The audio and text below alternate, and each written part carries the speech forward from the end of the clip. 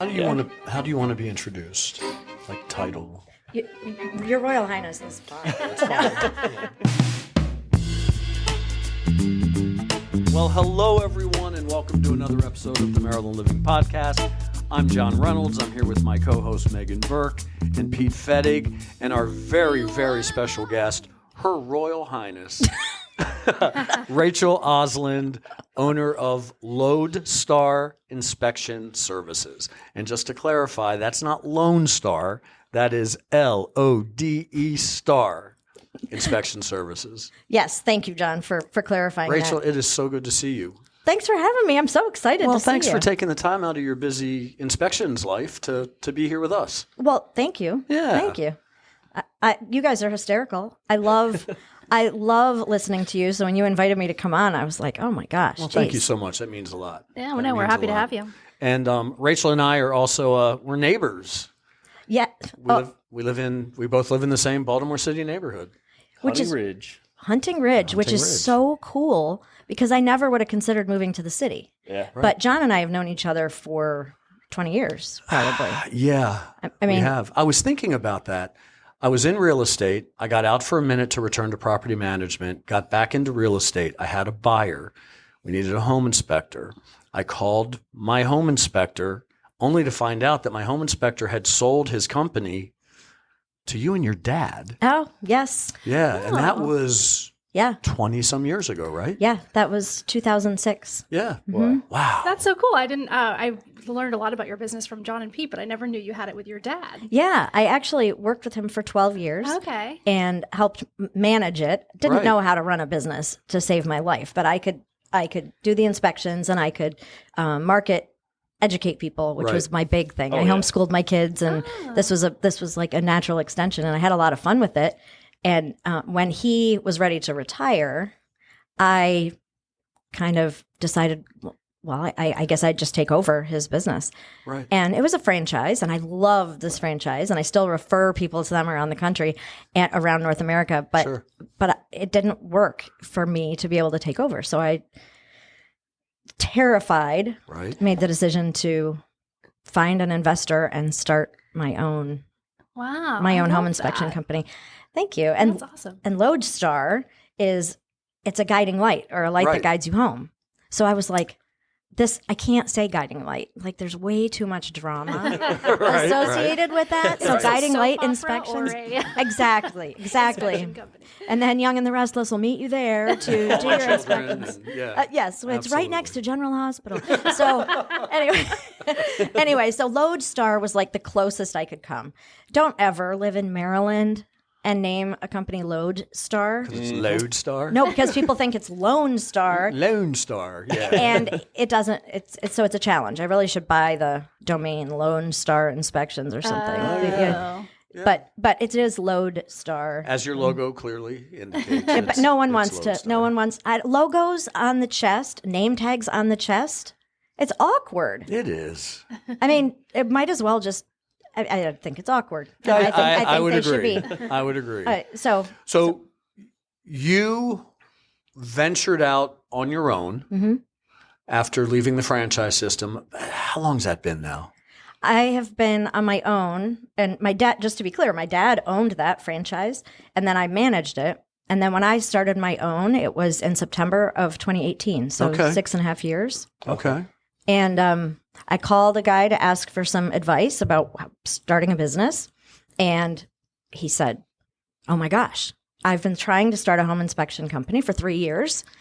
Can we meet? So we met the next day and had a handshake agreement. Wow. And it was challenging. Right.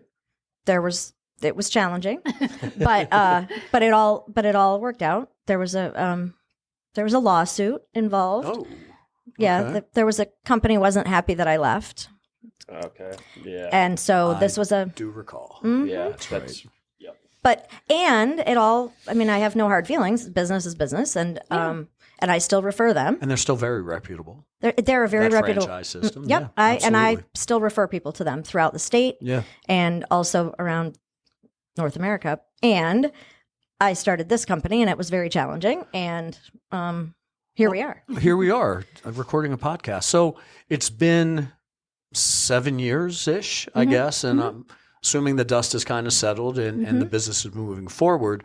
For those of our listeners who may not be familiar with what an inspection services company is, can you tell us a little bit about the business, about the company? Yeah, it's funny because a lot of people buying houses that I meet buying houses say, oh, I don't need a home inspection. I don't have a house. Yeah. And Big mistake. yeah, because pretty much anyone could benefit from an inspection, even a renter. I mean, Good point. really. And we do get calls from renters just for mold testing or radon testing, Okay. those kinds of things, Absolutely. or structural concerns.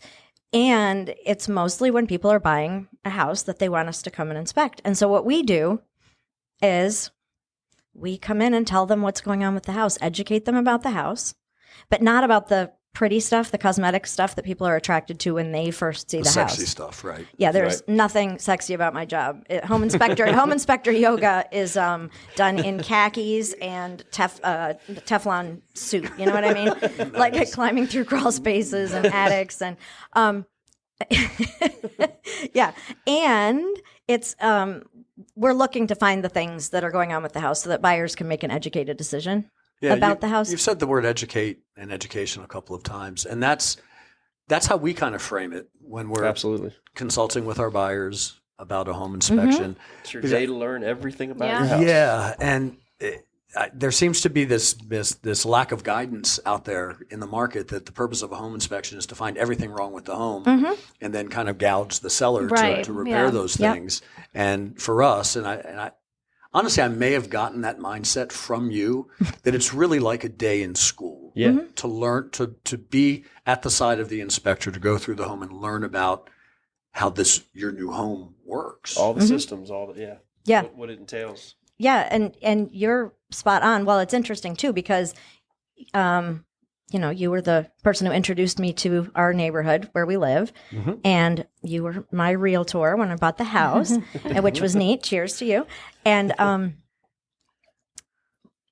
And one of the things you were trying to manage my expectations too, knowing that I'm an inspector, but that I'm emotionally attached to the house, Sure. needing to have someone else inspect it. So my inspector, Matt, did the inspection. Right. And we were having a horrible downpour. I mean, it was awful. right. It was Best like day for inspection, the though. best day for inspection is when it's raining. Yes.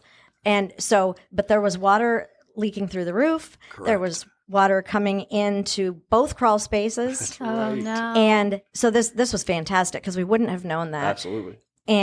But the goal of the inspection is not to find everything wrong and get out of the house. Like you've chose the house for a reason. Right. And you wanted the house. You found it. It's close to work. It's close to whatever you wanted, your bar, your school, whatever it is.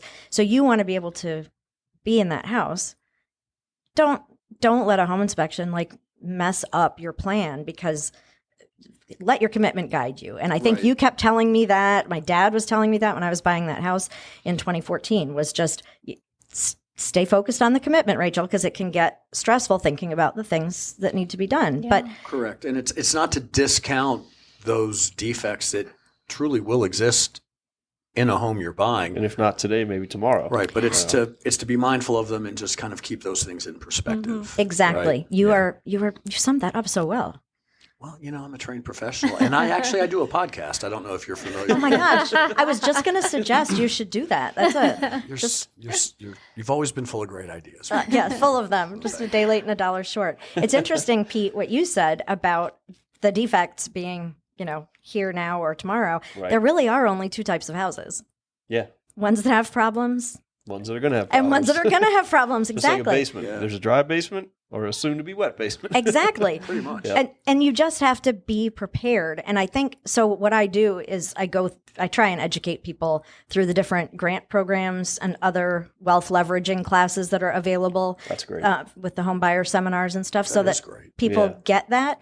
And I travel all over the state to try and help buyers understand that, especially first generation home buyers Oh, for sure. who just, Yeah. I mean, how do you know? There's zero frame of reference. Right. Nothing. So the frame of reference is having a landlord. Right. Well, that's And what I that's mean. Yeah, you right. make a There's no call. home ownership Yep. frame of reference. And so why should there be? Yeah. So my goal is to educate people, because once they own the house, if they can actually know how to maintain it, know how it works, there are going to be problems, there are going to be issues.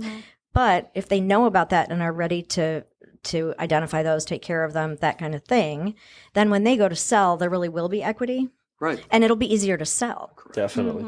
Yep. Yeah. And that's a huge piece of it. I mean, I identify defects for a living. Yeah. Right. Yeah. It may be why my first marriage didn't work out. I don't know. What do you think has been probably the biggest challenge for you over the last several years of owning this business? Oh, geez. There's a whole slew of them. Yeah. So it's interesting trying to take away the expensive marketing budget. My dad was big about marketing with a splash. Okay. And so going from, and I don't have a marketing background at all. So I don't know. I have an education with my kids' Sure. background. Yeah. So, and German and history were my thing. So here I am trying to do this. I don't know. So I'm going with what his thing was. Okay. And I mean, his business was in bankruptcy. So clearly that's not the way to do it. Right. Right. So then when I asked this business partner, I said, I need about $250,000 to start this business. And he said, I'm thinking you need like 2,500 max. And I was like, whoa. What? So I've learned that what is valuable is actually the information that I have to share, and that sharing it doesn't have to be like an overwhelming, scary thing for people. And the way I deliver it, my business partner calls it the Rachel Sparkle, which is, It's her superpower. which is my, yes, he says that, which is very funny because we're very opposites, Yeah. but we're a good balance in that way. So the biggest challenge has been actually just going with what I have and trusting and being authentic with people. Sure. Yeah. Like it's terrifying. Delivers everything. It's one thing to scare the living crap out of someone, another thing to just educate them, as you're saying. And we've seen both styles, and one does work. And this is really a people business too. Yep. People obviously will trust you and listen to what you're saying. Very similar to real estate. I think in this business too, people want to put a lot of money up front, and that's just not necessary to do that with marketing and things like that. So Yes. it's good to people just, by talking to people, you gain their trust. So You absolutely do. Not all home inspection companies, not all home inspectors are created equal. What problem does Lodestar solve in the home inspection sphere? We are partnering with the buyers to help them understand a house and to help them fulfill on their goal. And the problem that most buyers have is they're nervous, and the inspection is so scary. Yep. And there's the what happens if this passes or fails. Right. And is And this, that mindset, it's not a pass or fail, right? right? And is it this code inspection? Should this whatever? My dad said this. My grandfather said this. They bought a house 20 years ago. All of those things. Right. So the problem that we solve is having buyers understand that there's no such thing as a perfect house. That if they found a house that's perfect for them, that's where they should be. There's only those two types of houses. Right. Right. It's not a code inspection, and there's no pass and no fail. So Yep. if they still love the house and the electrical system is original and it's an 1800s house, but their dad's an electrician who's going to come in and give them a new panel, well, don't worry about it. It's not. Right. And then with grant programs, there are different requirements, and different lenders have different requirements. But owning a home can be scary, Sure. but it can also be so empowering as long as you have some I hate the word experts, but some people who are more knowledgeable about those things. Like I would never try and explain dual agency to somebody. Me neither. Wait, that's for you guys to discuss Right, and explain to right. people. But now I also found though that after being doing volunteer work for real estate associations I've done about 11,000 hours of volunteer work for associations. Wow. that's amazing. That's crazy. And I've That's commendable. done about 11,000 hours of home inspections.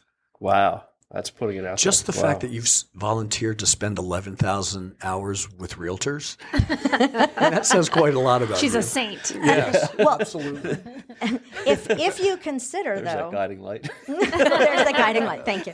That's it. My halo. I tucked it in my bag over here. My fanny pack.